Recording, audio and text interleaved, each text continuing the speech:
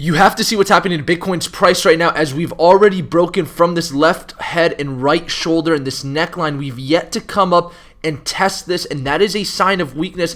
I'm going to talk about what is happening with Bitcoin right now as we consolidate in between the monthly open and the weekly open. As we talked about yesterday in our video, we were most likely going to see consolidation within this area, and whether or not we see strength or weakness is going to be fully determined upon the fact that we are able to close hourly candles above this weekly open and retest this head and shoulder neckline. Or if we're not able to, then we want to see a confirmation of weakness by closing hourly candles below this monthly open, which we have yet to come and test. And I'm going to talk about how the volume is looking, and specifically with Ethereum, we've got a lot to look at, because what people are not realizing is we've got a potential golden cross here. When we look at this daily chart, you can see we've got this short-term moving average with this very violent turn, and it's coming to cross over this long-term moving average. And if that does occur, that will be an initiation of a bullish trend for Ethereum. And of course, you can see we've maintained above this previous resistance. So far, Ethereum is looking extremely well. And by the way, if you appreciate this content, remember to like this video. It really helps our channel out. But I do want to go ahead and first cover what's going on with Bitcoin dominance, because exactly what we predicted is currently occurring, and that's the fact that we've seen this blow off top here, and that is very positive for altcoins. We've been watching Bitcoin dominance, and of course we went here, we formed a higher high, and this was the start of the 2019 altcoin rally. We went above that with Bitcoin dominance, and we saw a very clear and decisive rejection here, and now we're below the monthly and the weekly open, which in my opinion is extremely good for altcoins, because when we look at others' dominance, we can see a consistent reversal trend to the upside right now. When we go into these shorter time frames, you can see we're seeing some very nice volume and some very consistent rising volume with consistent price action above the weekly open coming up to test this monthly open. And so really for altcoin dominance right now, what we want to watch here is how is this price action going to react to this monthly open, because this is going to determine whether or not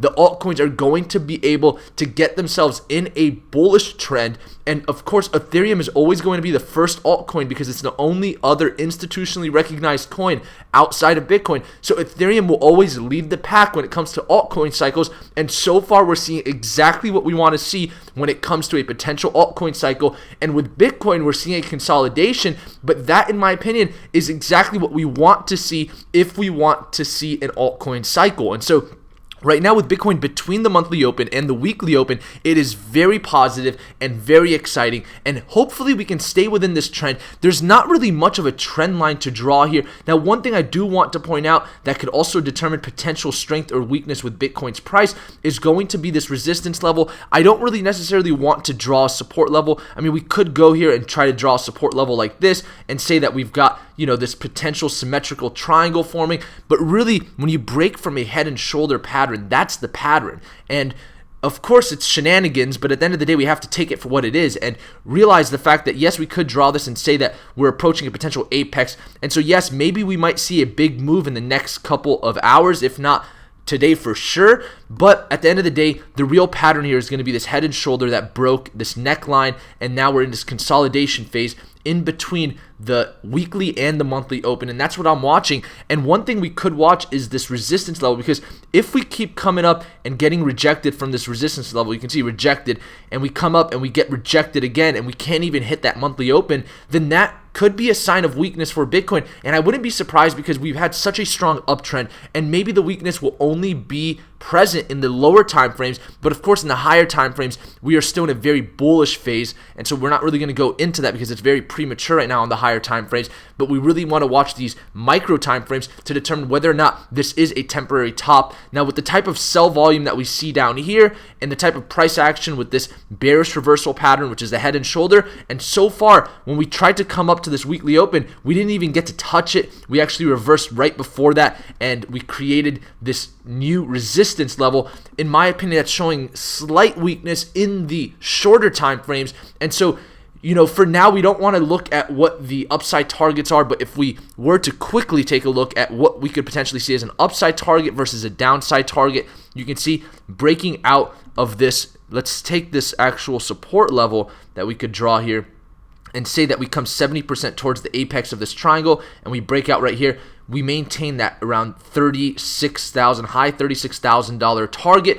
But I don't know if that's going to be possible just yet, because I feel like altcoins may start to see a rally. And so interestingly, we see a lot of confluence with this previous CME gap at 23,795 as a downside target. And I think this as a downside target is very, very possible. You can see this breakout level from the schematics of the previous breakout takes us right around that 30 or 24,000 to $23,000 level where that CME gap lies. And so that would be the potential downside target that I would look for first.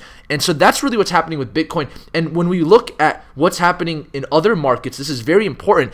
Gold, as we talked about, is currently breaking out, and we're seeing continuation of this breakout. Why is this important? Well, recently when we look at the gold to Bitcoin chart, which in my opinion, especially if you believe in the Great Reset, is way more important than the Bitcoin to US dollar chart, you can see we came down and broke this level that we only reached in 2017 when Bitcoin first hit 20,000. So far, we're actually kind of bullish. We're above the weekly open right now on this chart. So for us to see gold come up above that 6576 level, which was the previous bottom here when it comes to gold versus Bitcoin, I think could be really bullish. You can see volume doesn't look too bad here. We saw some very strong buy volume come in comparison to the sell pressure, and so far gold isn't looking too bad. And so when it comes to precious metals, things are looking good, and that is across the board when it comes to silver and platinum as well. Now the dollar value, and this is a huge indication of asset inflation, is currently above that 89.562 level. I have a feeling at some point or another we might see a rally in the dollar. It's been really beat up over the last few months,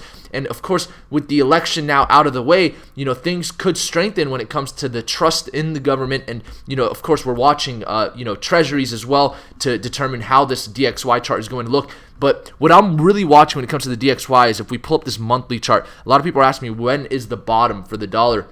We'll realize that as we come and we approach this 200 period moving average on the monthly chart, that could be a huge area for the dollar to rally, as we saw the bottom here from the previous bear cycle that started here in 2017 for the dollar, and we saw this major downtrend, and then we bounced on that monthly open. And of course, it's only going to be a couple of days, and this could come way faster than we think, and we potentially could bounce here at 87. So I think there's still some room for the dollar to come down, and that means assets could also increase in price in that time frame. But eventually we will be watching this and giving you guys an update. And so make sure to subscribe to our YouTube channel and turn on the post notifications, because that's how you're going to get the updates first and the fastest, and that really helps the channel out. And once again, like the video if you appreciate this content.